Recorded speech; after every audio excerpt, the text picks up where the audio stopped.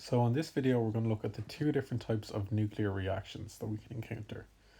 Those two types are nuclear fission and nuclear fusion. Now, the word fusion is probably something we've encountered before, maybe in a book or even in music. For example, jazz fusion is when you combine another genre of music with jazz. So you could have jazz rock fusion, for example, which has aspects of both. So fusion means combining two things together. Nuclear fusion is when we combine two nuclei. So we can have two of these to create a larger nucleus. Fission then is the opposite of fusion. With fission, we have one large nucleus and it splits up into two or more smaller nuclei. Nuclear fission has more uses for us as a society right now, so that's what we're going to start with today. So here is our definition for nuclear fission. It is the breaking up of a large nucleus into two smaller nuclei of similar size with the release of energy. I think if you were to encounter this in exam, the breaking up of a nucleus into two smaller nuclei of similar size would be half the marks, and the release of energy would be the other half the marks, which would catch a lot of people out. So it's important to say that energy is being released here, particularly because that's the main reason we're interested in nuclear fission, is to harness the energy released by this reaction. So here is an example of a nuclear fission reaction. In fact, it's the one we most commonly see, and it is the fission of uranium-235. Now, the most common uranium isotope is 238, but 235 is the most likely isotope to undergo fission. So that's what we'll discuss this one. Now, this does have quite a large nucleus. It has an atomic mass of 235, which is probably a great deal bigger than most of the elements we've studied so far. So this giant nucleus is struck by a single neutron. Now the neutron can be traveling fast or slow, but it's generally relatively slower neutrons that will set off a fission reaction.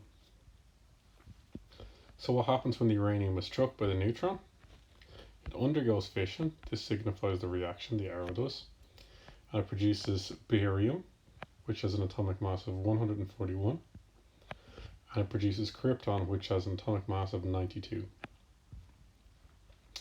For both of these, if you need to look up their atomic number, you would just go to the periodic table and you see barium is 56 and krypton is 36. And uranium as well will be there with atomic number of 92.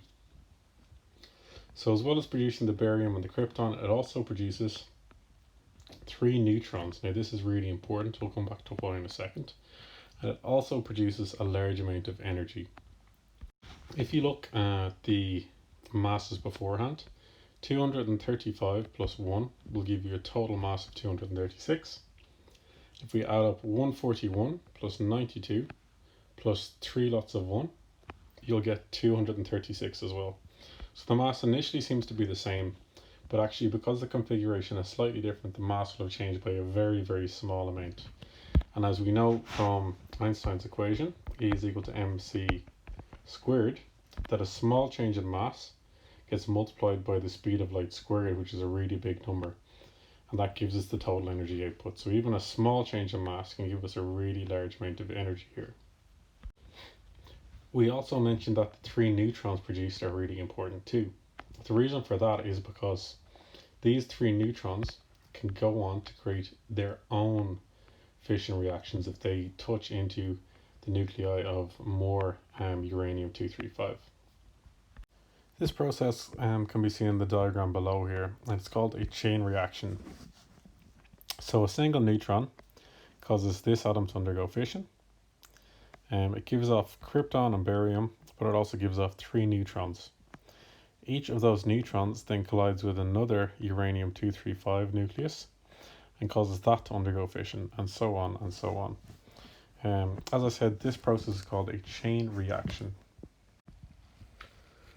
As you can see, we go from 1 to 3 to 9 different atoms which undergo fission. This means that the amount undergoing fission triples each time in this case, but that the reaction is going to really pick up speed and grow at quite a fast pace. That's why it's really important that nuclear reactions or nuclear fission reactions are controlled and that we're keeping an eye on them and controlling the variables to make sure they do not get out of control. If we do get the release of a huge amount of nuclear energy in a very short amount of time, that's something that we call a nuclear explosion. So we definitely don't want that to happen ever. Now, in a small sample of our uranium-235, the 3 neutrons might just escape out of the sample without touching into other nuclei. But in a larger sample, it's very unlikely that they'll be able to get out without crashing into more nuclei and setting off a chain reaction. So we have this idea of the critical mass. So the critical mass is just the mass that we need to exceed for the reaction to keep on going out of control. If it's above the critical mass, the reaction will keep on going and getting bigger and bigger. If it's below the critical mass, the reaction is more likely to just die out and fizzle away because of the escape of these neutrons. So that is a definition that we need to know here. So I'll put this definition in a fun color to help you out. If a sample of fissile material, so that's just material that can undergo fission, like uranium-235 for example, is less than the critical mass, nuclear fission will quickly die out. If the sample is larger than the critical mass, the reaction will escalate. One application of this idea of the critical mass is actually the nuclear bomb. So in the nuclear bomb, while they're transporting it, they obviously do not want the bomb to go off. So what they do is they keep 2 smaller samples of the fissile material separate. Now this is a simplified diagram, but we've got 2 smaller samples. Both of those are below the critical mass. When they're ready to detonate the bomb, they release a conventional explosion, which will propel these 2 together, creating a much larger sample which exceeds the critical mass of the fissile material. So now that it's above the critical mass, that chain reaction can keep on going and basically cause a huge nuclear explosion. In order to trigger that explosion, they make sure that there's a source of neutrons, and then this runaway chain reaction will start and obviously unleash a huge amount of energy. So as well as unleashing a huge amount of energy, which is already extremely damaging, it also has its 2 byproducts. For example, if it was from uranium-235, it would create barium and krypton, and both of those would stay then in that area for a really long time. And it's both of those 2 products of the reaction that actually what causes the radioactive aspect of a nuclear bomb. It's not the explosion that just releases the energy, but it's the byproducts that stick around in that area that are actually radioactive. So now we're going to look at a nuclear fission reactor. This is what we use to create electricity from nuclear fission. So the most important things in the fission reactor are the fuel rods. So these fuel rods are made from something called enriched uranium.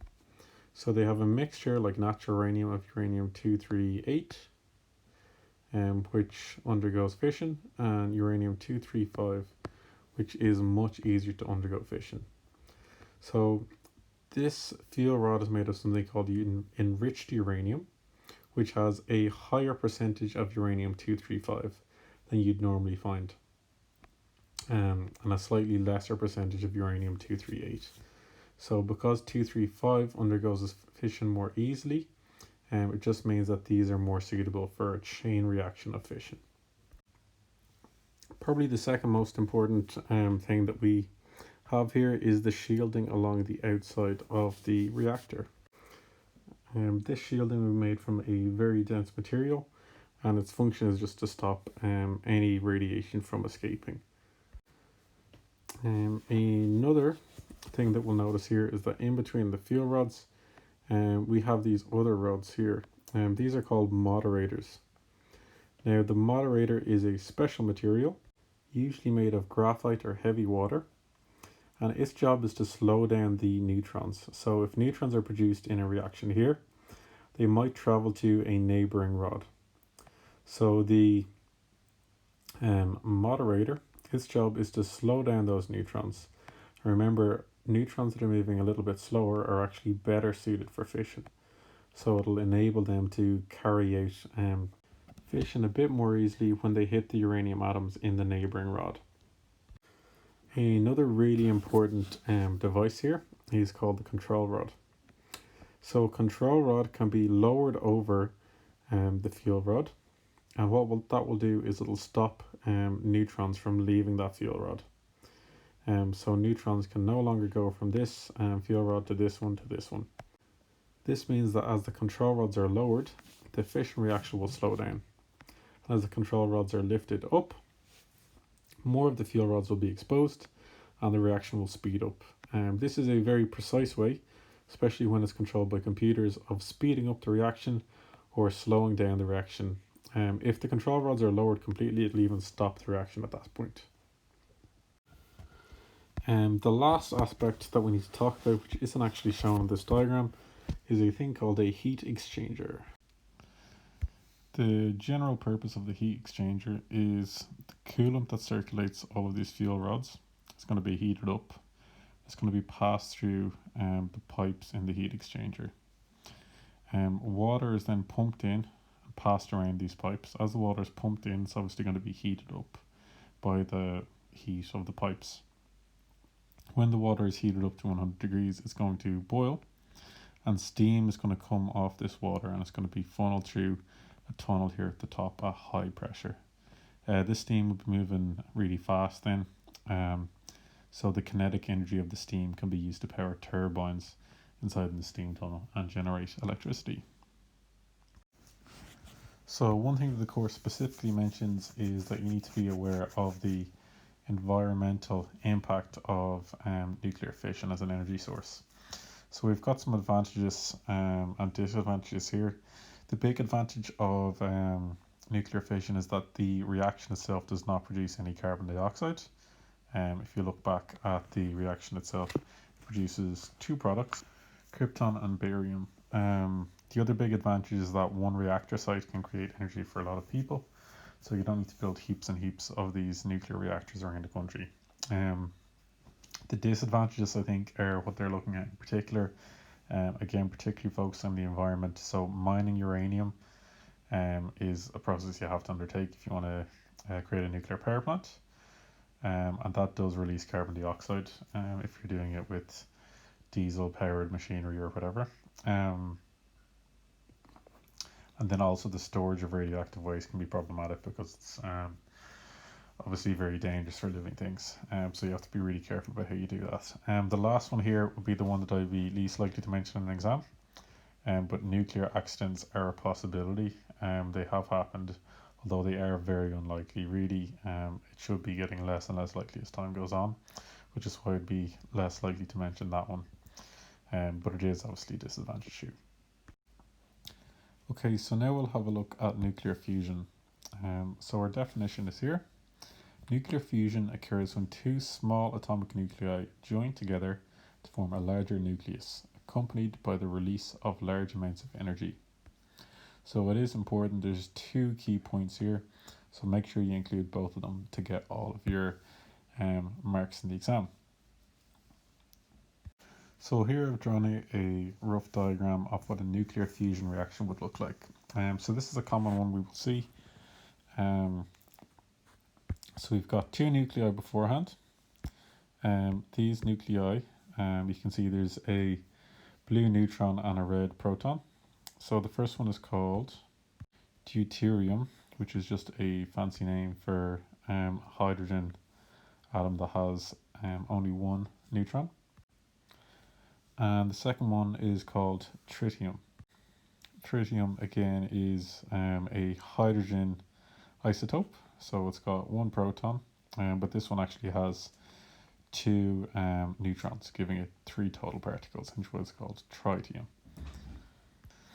So these two particles come together and collide. That's what we call fusion. And we can see that two particles are created as a result. So the first one here is a helium particle because it's got two protons. Now a helium particle with 2 protons and 2 neutrons we might also know as an alpha particle. So don't be afraid to use that terminology either.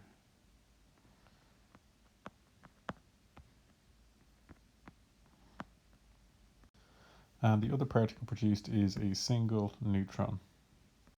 If we count up all of the particles beforehand and afterwards, we've got 3 neutrons, or blue ones, beforehand, and we've got 3 neutrons afterwards. We've got 2 protons beforehand, we've got 2 neutrons afterwards. So the total amount of particles before and afterwards is the same, but because they've changed their arrangement slightly, some energy is actually released, and that's an important aspect to remember.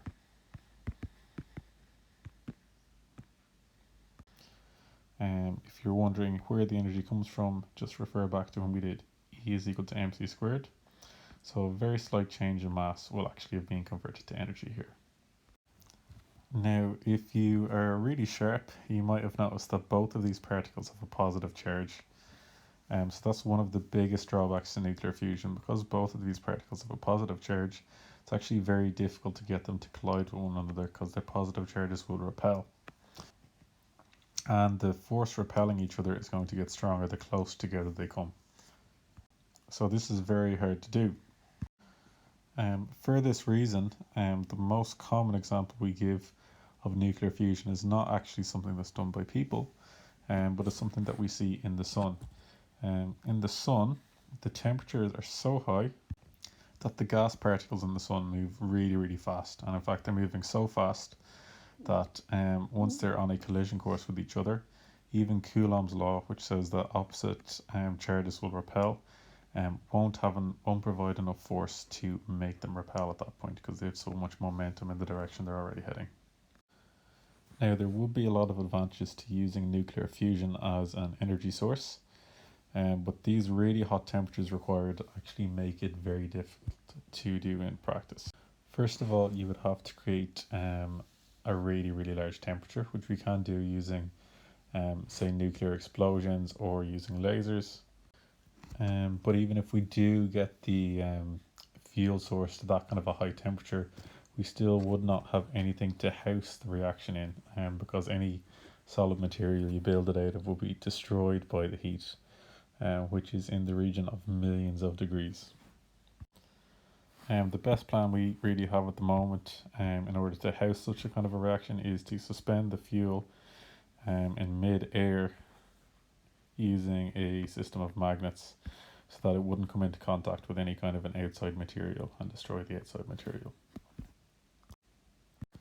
So finally, we'll just look at the advantages of nuclear fusion as an energy source.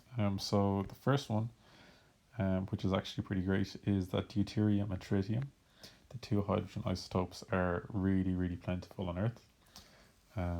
So that means we wouldn't have any hassle trying to get more fuel, like we're finding at the moment we're running out of a lot of our fossil fuels.